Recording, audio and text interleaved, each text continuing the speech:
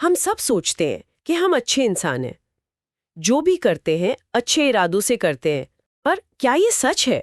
मतलब कभी सोचा है कि लोग गुमनाम दान देने के बजाय सोशल मीडिया पर #डोनेशन चैलेंज क्यों चलाते हैं? या हम किसी की मदद करने के बाद उसके बारे में सबको बताते क्यों फिरते हैं? बिल्कुल। The elephant in the brain किताब कहती है कि शायद हम सब खुद को और दूसरों को धोखा दे रहे हैं। ये किताब एक बहुत ही मजेदार आइडिया सामने रखती है, दिमाग में एक हाथी। हाँ, एक ऐसा सच जो कमरे में मौजूद हर किसी को पता है, पर कोई उसके बारे में बात नहीं करना चाहता।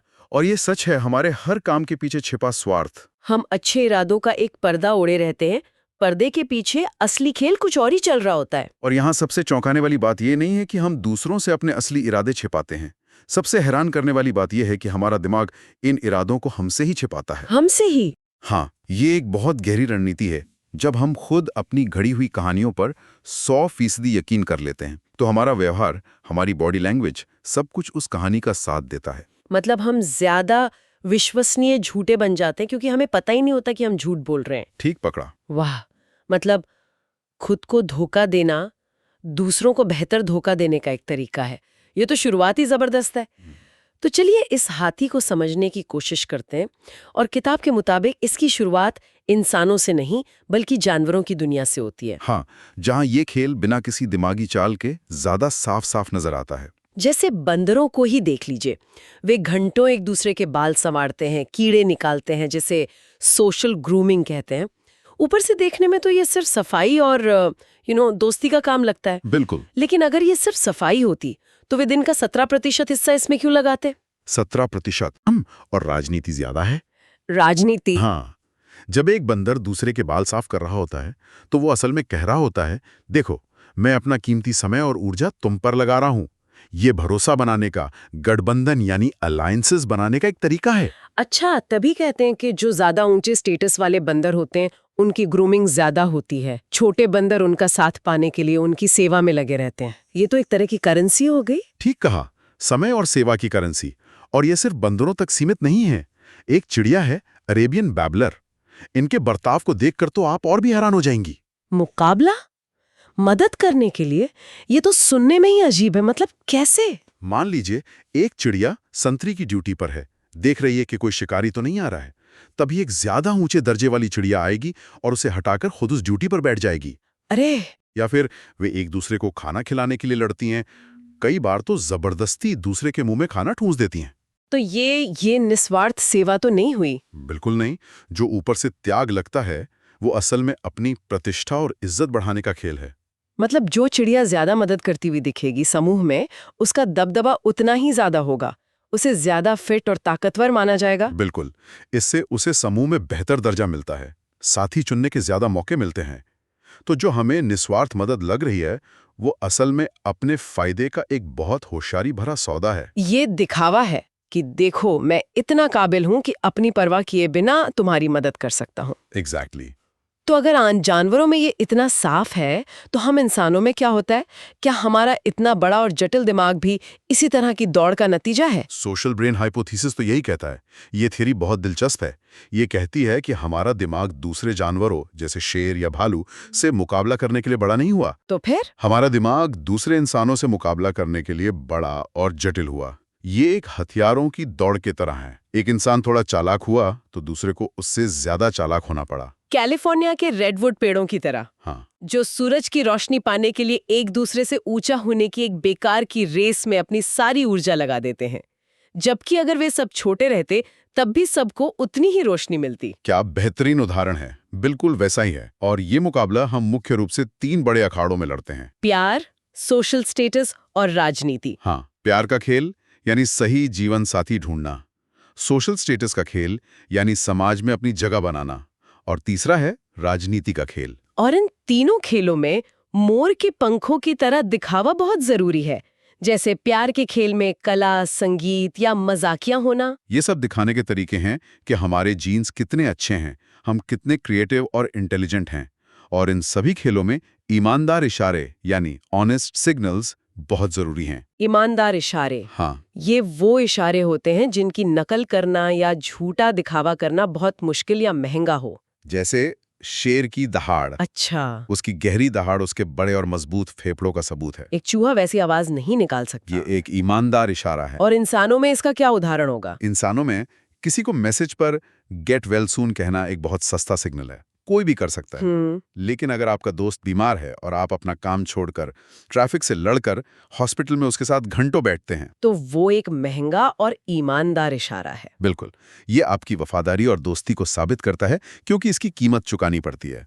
तो मतलब हम लगातार एक दूसरे को ऐसे सिग्नल भेज रहे हैं और पढ़ रहे हैं। पर इस होड़ का तो कोई अंत नहीं है। इससे बचने के लिए इंसानों ने समाज में नियम यानी नॉर्म्स बनाए होंगे। बिल्कुल, समाज ने नियम बनाए कि क्या सही है और क्या गलत, और इन नियमों को लागू करने के लिए गपशप और इज्जत जैसे हथियार बनाए। गपशप? हाँ, अगर कोई नियम तोड़ता है तो गपशप के जरिए उसकी इज्जत मिट्टी में मिल जाती है और लोग उससे किनारा कर लेते हैं। पर हम इंसान नियम तोड़ने में भी माहिर है, और शायद यहीं से खुद को धोखा देने का असली खेल शुरू होता है। आपने बिल्कुल सही नस पकड़ी है। यहीं पर दिमाग का प्रेस सेक्रेटरी मॉडल सामने आता है। Press secretary? हाँ, ये इस किताब का सबसे दिलचस्प आइडिया है। सोचिए, हमारे दिमाग के दो हिस्से हैं।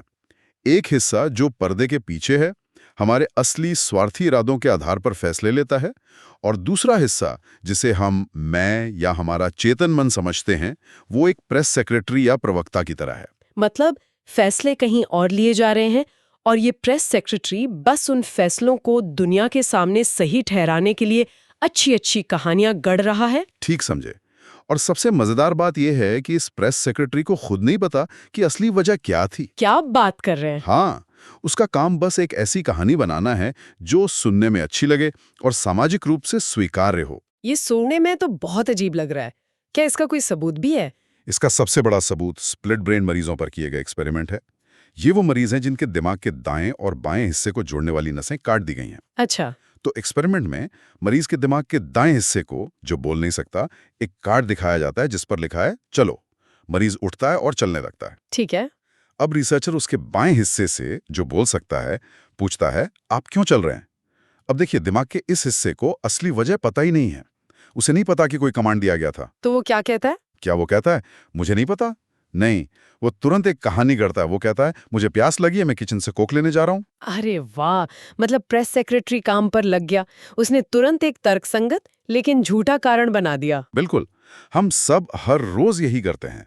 हम फैसले पहले लेते हैं और उनके कारण बाद में करते हैं। जैसा कि जेपी मॉर्गन ने कहा था। हाँ, कि इंसान के पास हर काम के दो कारण होते हैं, एक अच्छा कारण और एक असली कारण। और हमारा प्रेस सेक्रेटरी हमें हमेशा अच्छा कारण ही बताता है। असली कारण को कालीन के नीचे छुपा देता है। बिल्कुल, हम सबने ऐसा किया है। फ्रिज खोला, केक का टुकड़ा उठाया, और जब किसी ने पूछा तो कहा बस देख रहा था कुछ हेल्दी है या नहीं। जबकि फैसला तो केक देखते ही हो चुका था। सही। ये तो डरावना भी है और मजेदार भी है। तो अगर हमारा चेतन मन खुद ही धोखे में है, तो हमारे असली इरादे बाहर कैसे आते हैं? कोई तो तरीका होगा। हाँ, और वो तरीका है बॉडी लैंग्वेज। हमारे शरीर की भाषा हमारे प्रेस सेक्रेटरी से ज्यादा तेज और सच्ची होती है। हम जब किसी बड़े अधिकारी से मिलते हैं, तो चाहे हम कितना भी आत्मविश्वास दिखाने की कोशिश करें, हमारा शरीर थोड़ा सिकुड़ जाता है। ऊंचे स्टेटस वाले लोग ज्यादा जगह घेर कर बैठते हैं। हाँ, उनकी आवाज गहरी होती है और कम स्टेटस वाले लोग सहमे हुए रहते हैं। ये सब बिना सोचे समझे होता है। बिल्कुल, ये हमारे असली इरादे और हमारी सामाजिक स्थिति को लीक कर देते हैं। ये बॉडी लैंग्वेज वाली बात तो समझ आती है, लेकिन एक और चीज है जो हम बिना सोचे समझे करते हैं, हंसना। कई बार तो जोक मजेदार भी नहीं होता, फिर भी हम हंसते हैं। ये तो बहुत अजीब व्यवहार है। इसका क्या काम है? हंसी एक बहुत शक्तिशाली सामाजिक सिग्नल है। जब हम हंसते हैं तो हम एक दूसरे को ये संकेत दे रहे होते हैं कि डरो मत, ये जो हो रहा है वो खतरनाक नहीं है, ये सिर्फ एक खेल है। अच्छा। जब कोई जोकर सीढ़ियों से फिसलता है तो हमें हंसी आती है, क्योंकि हमें पता है कि उसे सच में चोट नहीं लगी, ये एक नाटक है। अगर सच में किसी को चोट लगे तो हम नहीं हंसेंगे। तो हंसी हमें बताती है कि सामाजिक नियम कहाँ तक तोड़े जा सकते हैं। हाँ, और ये भी दिखाती है कि हम किसके साथ हैं और किसके खिलाफ। बॉस के खराब जोक पर हंसना ये दिखाने का तरीका है कि हम उनकी टीम में हैं। हंसी एक तरह का सामाजिक गोंद है जो हमें जोड़ता है, लेकिन ये एक हथियार भी हो सकता है। और बातचीत, क्या हम सच में सिर्फ जानकारी बांटने के लिए बात करते हैं? मुझे तो लगता है मैं बहुत कुछ जानने के लिए सवाल पूछती हूँ। बिल्कुल, जानकारी का आदान प्रदान होता है, लेकिन किताब कहती है कि बातचीत का मुख्य काम जानकारी देना नहीं, बल्कि अपनी काबिलियत का विज्ञापन करना है। हम सुनकर सीखने से ज्यादा बोलकर ये जताना चाहते हैं कि हम कितने ज्ञानी, कितने मजेदार और कितने समझदार हैं। मतलब हर बातचीत एक छोटा सा इंटरव्यू है। हाँ, आप कह सकती हैं। हर बातचीत में हम अनजाने में दोस्त, लवर या लीडर के पद के लिए अप्लाई कर रहे होते हैं। हम ये दिखाने की कोशिश करते हैं कि हमारे साथ जुड़ने में फायदा है। बिल्कुल, हम उपयोगी जानकारी देकर, अच्छे जोक सुनाकर या दिलचस्प कहानियां बताकर समाज में अपनी कीमत बढ़ाते हैं, ताकि लोग हमें अपने समूह का हिस्सा बनाना चाहें। ये सब सुनने के बाद तो मुझे हमारी पूरी दुनिया ही अलग नज़र से दिखने लगी है। अगर हम इस नज़रिए से देखें तो हमारी बड़ी बड़ी संस्थाएं जैसे कला, शिक्षा, ये सब कैसे दिखते हैं? लेकिन किताब के अनुसार कला का असली मूल्य उसे बनाने में लगी मेहनत, स्किल और क्रिएटिविटी में है।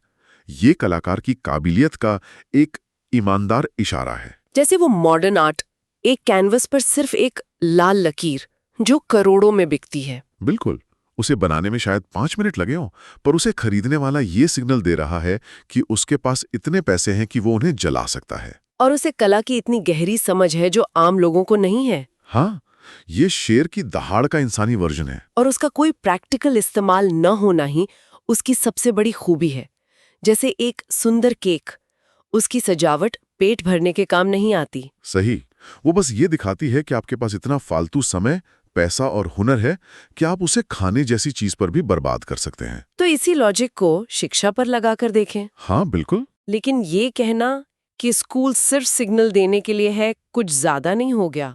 मैंने तो स्कूल में बहुत कुछ सीखा है। क्या उस ज्ञान की कोई कीमत नहीं? कीमत बिल्कुल है, लेकिन सोचिए, अगर आप वो सारा ज्ञान जैसे बायोलॉजी, इतिहास, गणित इंटरनेट से या किताबों से बिना किसी डिग्री के हासिल कर लें, तो क्या आपको वही नौकरी मिलेगी जो एक यूनिवर्सिटी ग्रेजुएट को मिलती है? शायद नहीं मिलेगी। क्यों? क्योंकि कंपनी के लिए आपकी डिग्री आपके ज्ञान का सबूत कम और इस बात का सिग्नल ज्यादा है कि आप बुद्धिमान हैं, मेहनती हैं। और 4 साल तक नियम मानकर एक मुश्किल काम पूरा कर सकती हूँ। बिल्कुल, एक एम्प्लॉयर को ऐसे ही लोग चाहिए। उन्हें इस बात से ज्यादा फर्क नहीं पड़ता कि आपको माइटोकॉन्ड्रिया का स्ट्रक्चर याद है या नहीं। डिग्री एक ठप्पा है। ये तो बहुत ही निराशाजनक बात है। इसका मतलब है हमारी चैरिटी, हमारी राजनीति, सब कुछ कहीं ना कहीं इसी दिखावे से जुड़ा है। हाँ, जिसे किताब में कॉन्स्पिक्यूअस केयरिंग यानी परवाह करने का दिखावा कहा गया है। ये टर्म बहुत सटीक है। हम सिर्फ मदद नहीं करना चाहते, हम दिखाना चाहते हैं कि हम मदद कर रहे हैं। हाँ, हम ऐसी जगहों पर दान देना पसंद करते हैं जहां हमारा नाम हो, जहां हमें पहचान मिले। हम उन मुद्दों के बारे में बात करते हैं जो फैशनेबल हैं, ताकि हम अच्छे और जागरूक दिखें। ये सब सामाजिक स्टेटस बढ़ाने के तरीके। तो आज की इस पूरी चर्चा का सार ये है कि हम वो नहीं हैं जो हम खुद को समझते हैं। हम सब एक सामाजिक खेल के खिलाड़ी हैं। हाँ, और हमारे हर काम के पीछे स्टेटस, राजनीति और मुकाबले के छिपे हुए इरादे हैं। और सबसे बड़ी बात, हमारा दिमाग ही हमारा सबसे बड़ा साथी और सबसे बड़ा धोखेबाज है, जो इन इरादों को हमसे ही छुपाता है, ताकि हम ये खेल और सफाई से खेल सकें। हाँ, और इस सच को जानना हमें दुनिया को ज्यादा गहराई से समझने में मदद करता है। ये हमें सिनिक या निराशावादी बनाने के लिए नहीं है, तो फिर बल्कि ये हमें विनम्र बनाता है। जब हम अपने और दूसरों के अंदर के इस हाथी को पहचानते हैं, तो हम दुनिया को ज्यादा साफ देख पाते हैं और शायद अपने स्वार्थ को बेहतर कामों की तरफ मोड़ सकते हैं। बिल्कुल, जब हम ये मान लेते हैं कि हमें अच्छा दिखने की भूख है, तो हम ऐसी चैरिटी चुन सकते हैं जो दिखावे वाली कम हो और असरदार ज्यादा। हम ये समझ सकते हैं कि असली मदद चुपचाप भी की जा सकती है। हाँ, ये ज्ञान हमें बेहतर फैसले लेने की ताकत देता है। हम दिखावे के लिए काम करने के बजाय सच में दुनिया में कुछ अच्छा करने के लिए प्रेरित हो सकते हैं, भले ही उसे देखने वाला कोई ना हो। तो अगली बार जब कोई कहे कि वो सिर्फ समाज की भलाई के लिए कुछ कर रहा है, या जब आप खुद को अपने किसी काम के लिए कोई बहुत अच्छा नेक कारण बताएं, तो एक पल रुककर सोचिएगा, कहीं उस कमरे में आपके दिमाग के अंदर एक अनदेखा हाथी तो नहीं है? यही सवाल आज हम अपने सुनने वालों के लिए छोड़ जाते हैं।